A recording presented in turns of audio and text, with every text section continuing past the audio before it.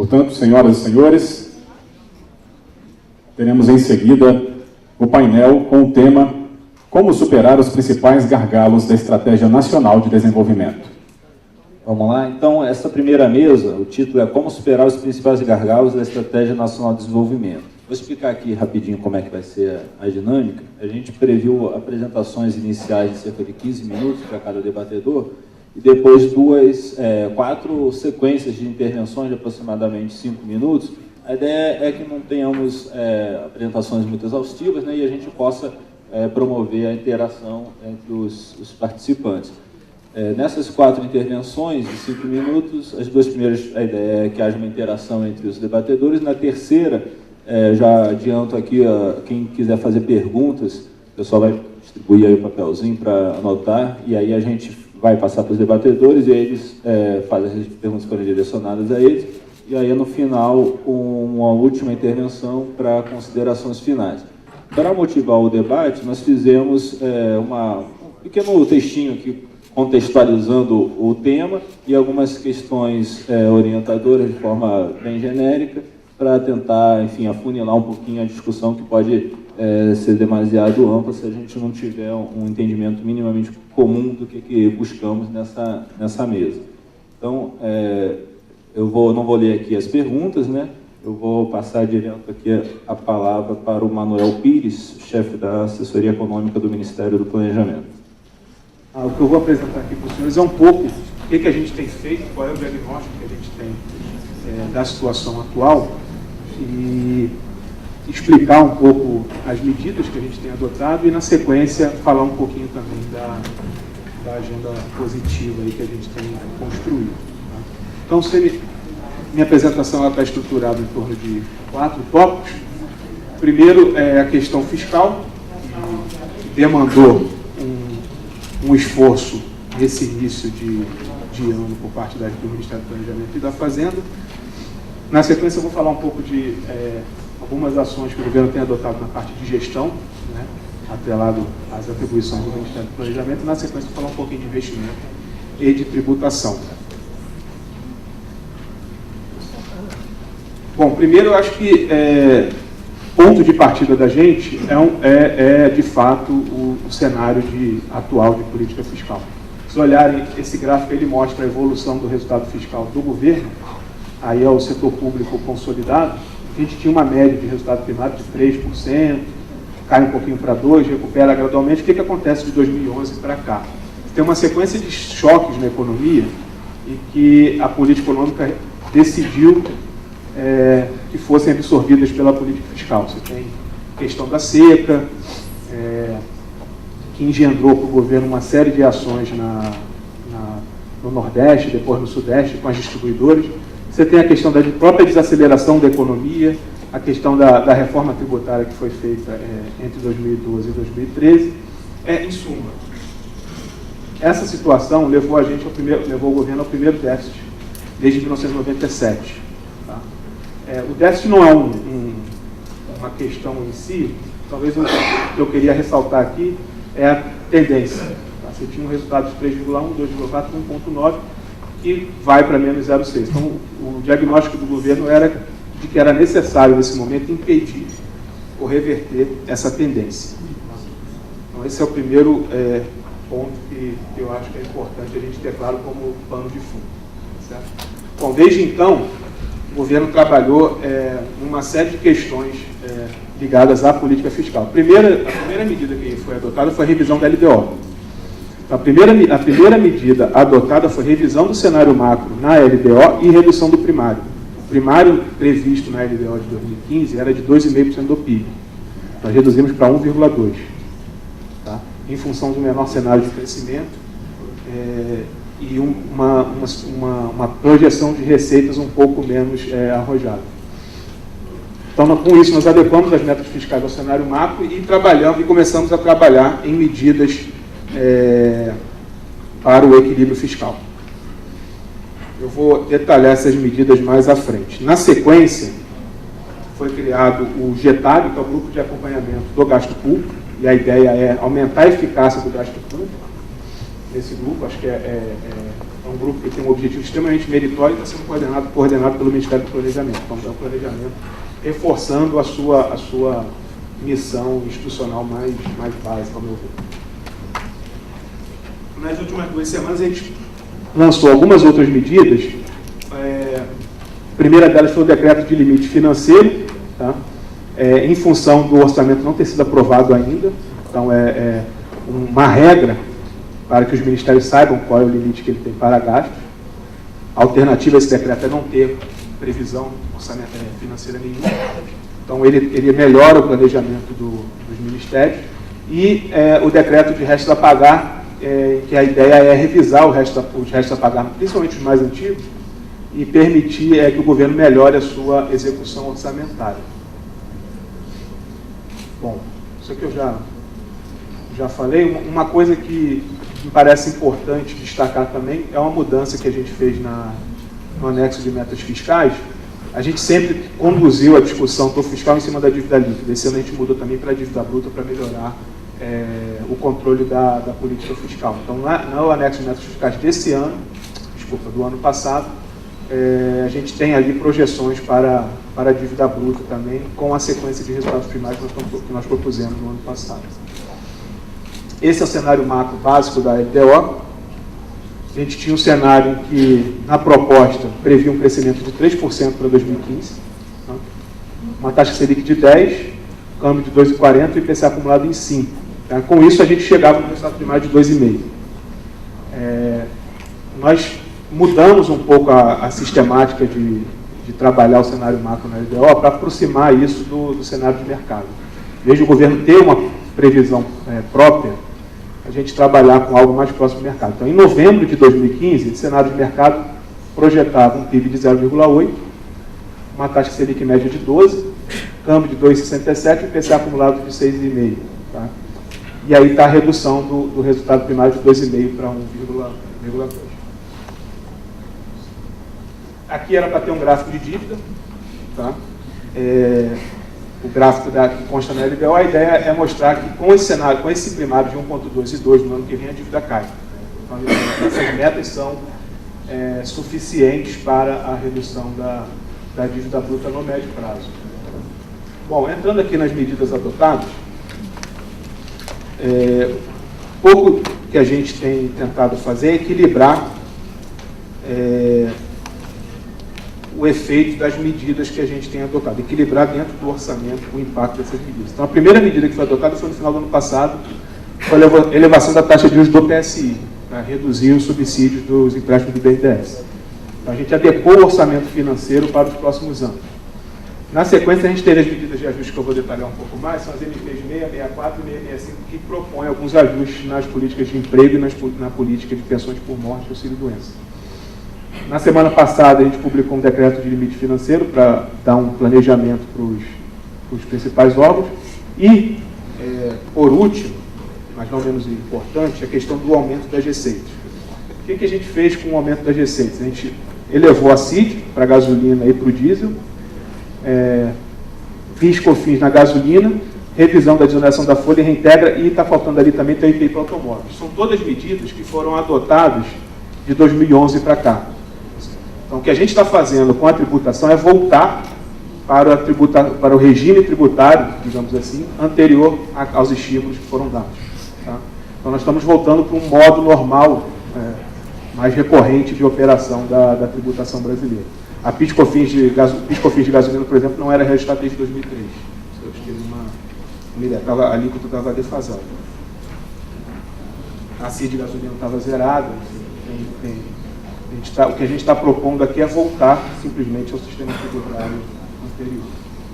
Bom, para detalhar aqui as medidas provisórias, essas medidas provisórias foram lançadas no final do ano passado e têm sido objeto de intenso debate com as centrais e dentro do Congresso Nacional. O que a gente está propondo basicamente? São esses 5 temas: auxílio-doença, pensões por morte, seguro-desemprego, abono salarial e seguro-defeso. No auxílio-doença, a gente está propondo que, além dos peritos, que a perícia médica possa ser pelo SUS. Tá? Por que pelo SUS? Porque nem sempre o INSS consegue atender todo mundo principalmente em lugares mais distantes. Então a ideia é que o laudo do SUS valha também para que seja obtido o auxílio-doença, se o laudo assim o disser. Então, na verdade, o que acontecia antes? Você tinha um trabalhador que ia no SUS, ia ser atendido no SUS, o médico dava para ele licença. Depois ele tinha que ser atendido no INSS, porque só o INSS que concedia auxílio-doença. Ele tinha que ter 2 atendimentos na rede pública. Isso leva um tempo, isso demanda serviço público em demasia. Então, a ideia é aumentar um pouco a eficiência desse sistema. Além disso, tem um aumento do prazo de pagamento da empresa, que hoje é de 15 dias, a proposta é que seja elevado para 30 dias. A empresa paga os 30 primeiros dias, o INSS paga os seguintes. Em pensão por morte, a gente tem várias evidências de que o benefício estava mal alinhado. Isso é um debate antigo na academia, nos estudos de pesquisa.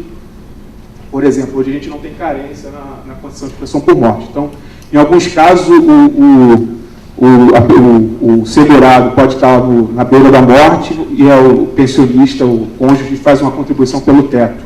E aquilo gera uma pensão para o resto da vida. Então, a gente adotou carência.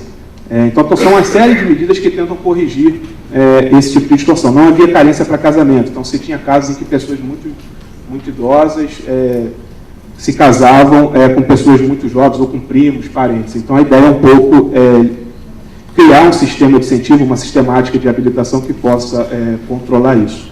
Das medidas de pensão por morte, talvez a mais polêmica é a do valor do benefício, que a proposta é que esse valor aumente em função do número de dependentes e não mais seja integral independentemente. Isso é baseado um pouco na experiência internacional. Normalmente você adota alguma regra de desconto em função do número de benefícios, mas esse é o item mais polêmico.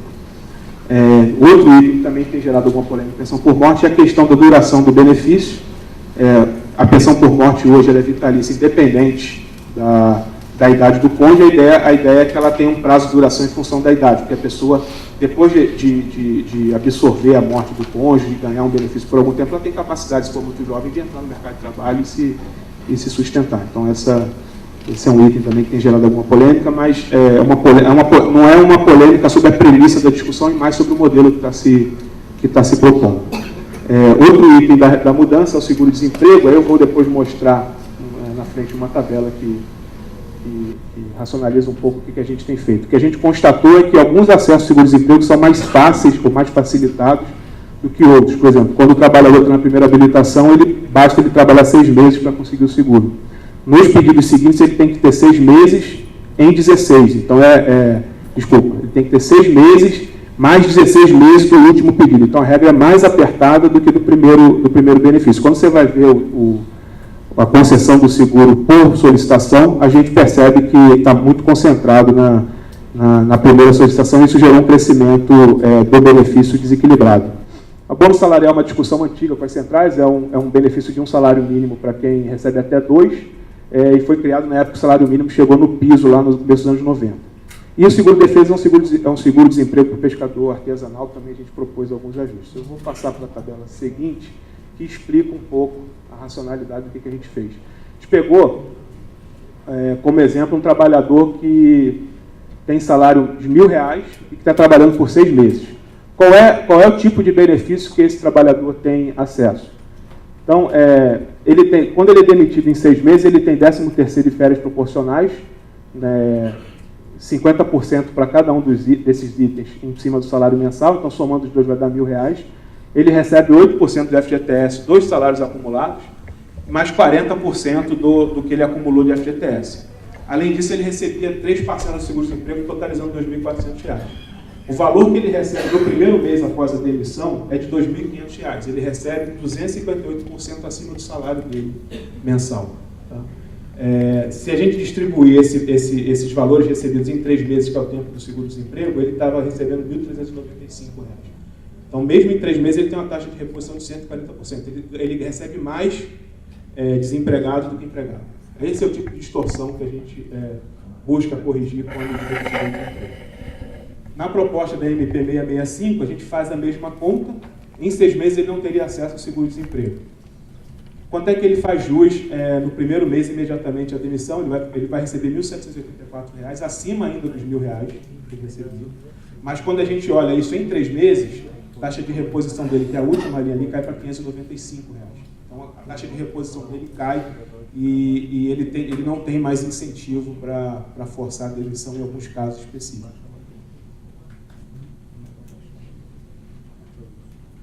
Bom, essas foram as medidas adotadas a partir de janeiro e fevereiro, então estão em debate no Congresso. O que aconteceu de lá para cá? Bom, do ponto de vista de atividade, o cenário piorou um pouco. A expectativa de mercado hoje, que era 0,8 na época, ela caiu para menos 0,5. Tá? E o cenário projeta um primeiro semestre difícil, mas um segundo semestre de recuperação. Então, o que os economistas hoje esperam é que o segundo semestre se recupere e acelere para 2016. No caso da inflação, em função da política de realismo tarifário, o mercado prevê um aumento temporário da inflação em 2015, tá? Eles estão prevendo algo em torno de 7,4%, 7,7%, dependendo do analista. Mas já quer em 2016 para 5%. Ele recebe 8% do FGTS dos salários acumulados, mais 40% do que ele acumulou de FGTS. Além disso, ele recebia 3 parcelas do seguro-desemprego, totalizando R$ 2.400. O valor que ele recebe no primeiro mês após a demissão é de R$ 2.500. Ele recebe 258% acima do salário dele, mensal. Tá? Se a gente distribuir esses valores recebidos em 3 meses, que é o tempo do seguro-desemprego, ele estava recebendo R$ 1.395. Então, mesmo em 3 meses, ele tem uma taxa de reposição de 140%. Ele recebe mais desempregado do que empregado. Esse é o tipo de distorção que a gente busca corrigir com a medida do seguro-desemprego. Na proposta da MP 665, a gente faz a mesma conta. Em 6 meses ele não teria acesso ao seguro-desemprego. Quanto é que ele faz jus no primeiro mês, imediatamente à demissão? Ele vai receber R$ 1.784, acima ainda dos R$ 1.000 que ele recebia. Mas quando a gente olha isso em 3 meses, a taxa de reposição dele, que é a última linha ali, cai para R$ 595. Então a taxa de reposição dele cai. As soluções de governo: melhorar a tecnologia de informação, os contratos de terceirização, racionalizar os processos do governo, gerando algumas economias importantes. Sobre investimento, aí o Ricardo, acho que o Ricardo vai falar bastante, eu vou economizar minha fala do investimento. Eu acho que a gente passa por uma transição importante e isso tem gerado uma certa dicotomia entre a economia da indústria e a economia dos serviços. E acho que o grande desafio que a gente vai ter não vai ser só levantar o peso da indústria na participação da indústria no PIB, mas também aumentar a produtividade do setor de serviços. O setor de serviços tem baixa produtividade. Normalmente, o que você vê na experiência internacional é que quando a indústria perde algum fôlego nesses processos de desindustrialização, os serviços recompõem uma parte disso, principalmente serviços de infraestrutura e serviços de tecnologia ligados à indústria. Normalmente, a indústria que sobreviveu nesses países, ela foi uma indústria que se integrou mais aos serviços. Tá? E isso aumentou a produtividade e a integração de tecnologia do setor de serviços. Então, a parte da infraestrutura, acho que o governo está avançando bastante com o PAC e com o programa de investimento em logística. A ideia é pegar a parte de concessões, trazer para dentro do PAC e ampliar essa agenda de concessões. Serviços de dragagem, hidrovias, é uma agenda que está sendo colocada. Então, a agenda de infraestrutura ela vai andar. Hoje é menos claro como é que a gente vai resolver a questão dos serviços, parte dos serviços integrados à indústria. Tem várias experiências, eu acho que essa é uma agenda relevante para a gente começar a estudar também.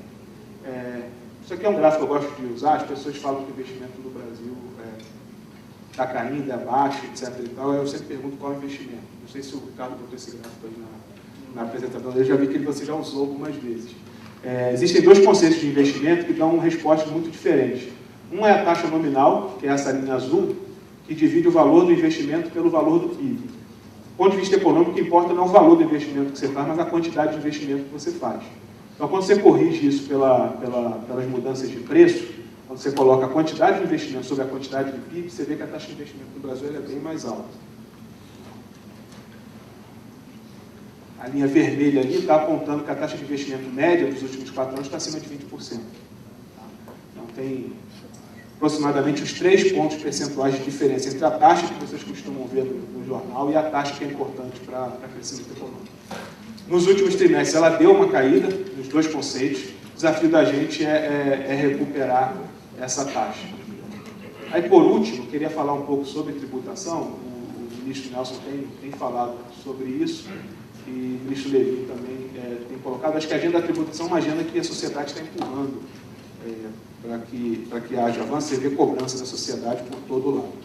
O que a gente tem de diagnóstico? Primeiro, a questão do super simples. Tá? Você tem super simples gerou uma dinâmica muito importante para as pequenas empresas, mas quando você sai da zona do super simples, do faturamento limite do super simples, a carga tributária dessa empresa aumenta muito. Tá? Então, acaba que isso gera alguns incentivos ruins, como multiplicação de empresas, tá? Ou seja, empresas que fazem a mesma coisa são subdivididas para manter naquela zona tributária. Isso diminui muito, dificulta os ganhos de escala da economia. Então, a gente está trabalhando, a Fazenda está trabalhando na criação de zonas de transição, ou seja, distribuir melhor essa não linearidade para que as empresas possam crescer. A reforma do PIS/COFINS, quando as pessoas falam de complicação na tributação brasileira, do custo de compliance, no nível federal isso está associado muito ao PIS/COFINS. Se a empresa compra uma caneta para o escritório, a caneta para o processo produtivo dela, faz diferença do ponto de vista tributário. Então, a ideia é melhorar, aperfeiçoar o procedimento de aproveitamento de crédito. E, por último, a questão do ICMS, tem muita insegurança jurídica, tem muito acordo de gaveta, muito incentivo ilegal, e uma parte importante dessa agenda está para ser decidida pelo Supremo. Então, tem um custo no balanço das empresas muito, muito elevado em função desses incentivos irregulares. A ideia é dar uma normalizada nesses incentivos para melhorar o ambiente de negócio das empresas também. Por aqui eu termino a minha fala. Quero agradecer novamente o convite. Estou à disposição para o debate. Obrigado.